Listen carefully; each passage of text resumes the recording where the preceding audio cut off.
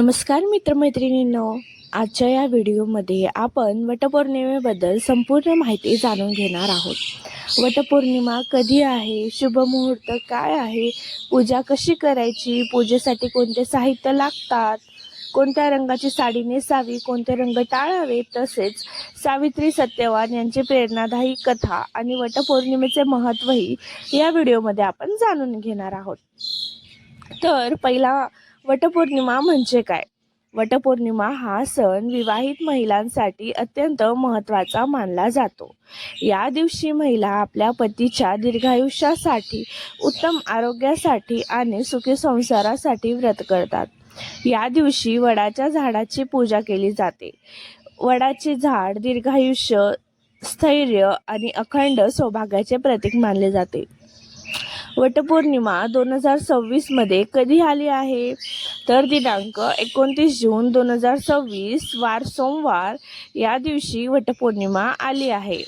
आणि पौर्णिमा कधी सुरुवात होते? तर पहाटे 3:06 पौर्णिमेला सुरुवात होते आणि पौर्णिमा समाप्त होते ती म्हणजे 30 जून पहाटे 5:26 पौर्णिमा समाप्त होणार आहे। आणि पूजेसाठी उत्तम वेळ म्हणजे सूर्योदयानंतर सकाळपासून दुपारपर्यंतचा काळ हा शुभ मानला जातो। त्यानंतर आपण बघूया पूजेसाठी काय काय साहित्य लागणार आहे। पूजेसाठी हळदी कुंकू, अक्षता, फुले, हार, अगरबत्ती, कापूर, तुपाचा दिवा, नारळ, फळे, गोड नैवेद्य, लाल किंवा पिवळा दोरा, पाण्याचा तांब्या, पंचामृत, सुपारी, विड्याचे पान, सावित्री आणि सत्यवान यांचं चित्र किंवा मूर्ती आणि मग वाणासाठी साहित्य। तर आता आपण बघूया वटपौर्णिमेची पूजा कशी करावी। तर सकाळी लवकर उठावे, स्नान करून स्वच्छ आणि शक्यतो नवीन कपडे परिधान करावे, व्रताचा संकल्प करावा, मनोभावे पतीच्या दीर्घायुष्यासाठी प्रार्थना करावी। तिसरा, वडाच्या झाडाजवळ जावे, वडाच्या झाडाला पाणी अर्पण करावे, वडाच्या झाडाची पूजा करावी, त्याला हळदी कुंकू, अक्षता, फुले अर्पण करावी। दोरा गुंडाळावा, वडाच्या झाडाभोवती 7 किंवा 108 वेळा दोरा गुंडाळण्याची प्रथा काही ठिकाणी आहे। सावित्री आणि सत्यवान कथा ऐकावी, कथा ऐकल्याशिवाय पूजा पूर्ण मानली जात नाही।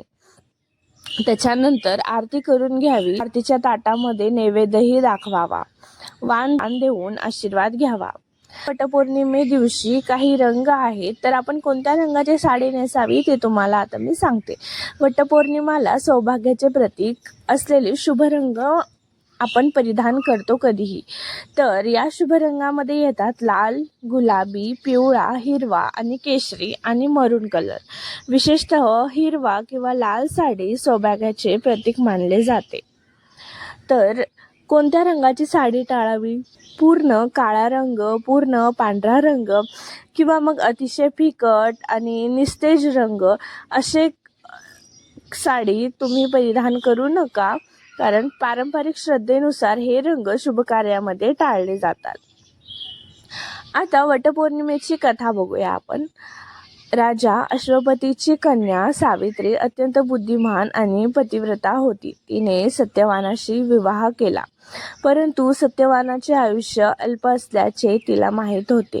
एके दिवशी सत्यवान जंगलात बेशुद्ध पडला आणि यमराज त्याचे प्राण घेऊन निघाले। सावित्रीने आपल्या बुद्धिमत्तेने, निष्ठेने आणि पतिव्रतेच्या सामर्थ्याने यमराजांना प्रसन्न केले। यमराजांनी तिला अनेक वरदान दिले। शेवटी सावित्रीने सत्यवानाचे प्राण परत आणले। त्यामुळे सावित्री ही आदर्श पतिव्रतेचे प्रतीक मानले जाते। तर वटपौर्णिमेचे धार्मिक महत्त्व काय आहे? वटपौर्णिमेचे धार्मिक महत्त्व आपण बघूया। तर पतीच्या दीर्घायुष्यासाठी आपण हे व्रत करतो। संसारामध्ये सुख समृद्धी यावी आणि वैवाहिक जीवनामध्ये प्रेम वाढावे, घरामध्ये आपल्या सकारात्मक ऊर्जा निर्माण व्हावी, सौख्य आणि आरोग्य लाभावे आणि कुटुंबातील नातेवाईकांमध्ये सदृढ नातं निर्माण व्हावं, यासाठी आपण हे व्रत करत असतो।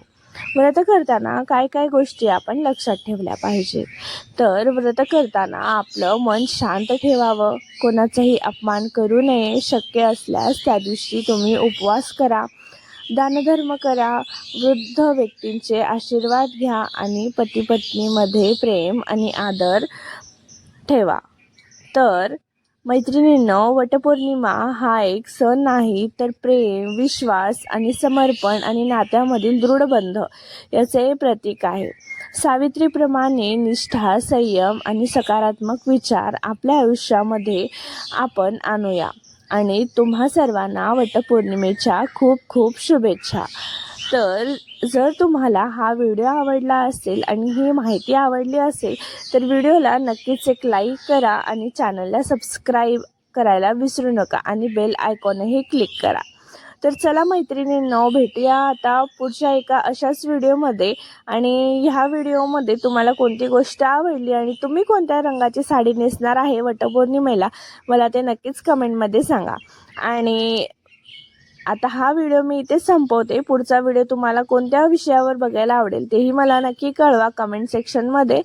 तर चला भेटूया पुढच्या व्हिडिओमध्ये. तोपर्यंत धन्यवाद.